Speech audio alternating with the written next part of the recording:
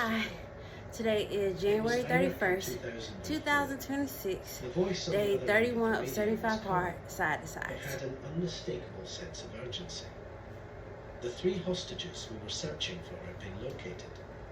Al-Qaeda terrorists were holding them in a walled compound on the outskirts of Baghdad. Unfortunately, intelligence indicated that terrorists were about to move them in, and we had to act quickly. The Army Lieutenant Colonel in charge of the rescue mission informed me that they would have to conduct a dangerous daylight raid. To make matters worse, the only way to be successful was to land 3 Black Hawk helicopters, carrying the assault force into the middle of the small compound. We talked through other tactical options, but it was clear the Colonel was right.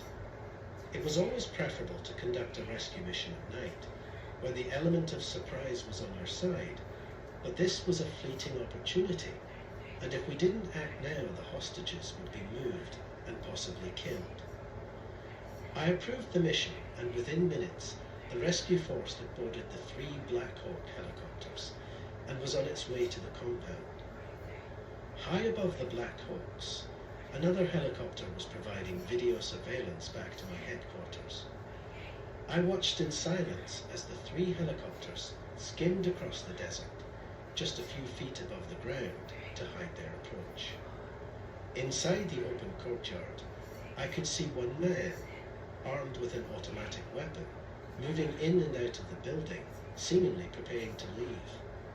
The helos were 5 minutes out, and all I could do from my headquarters was listen to the internal communications as the rescue force made final preparations.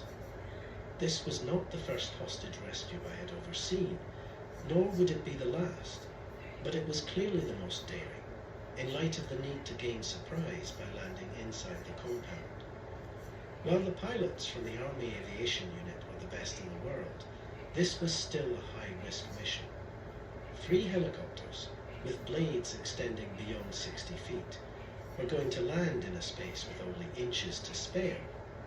Adding to the level of difficulty was an 8-foot-high brick wall that surrounded the compound, forcing the pilots to dramatically alter their approach angle.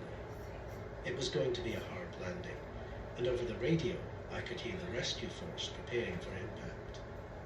From the overhead surveillance, I could see the helicopters finally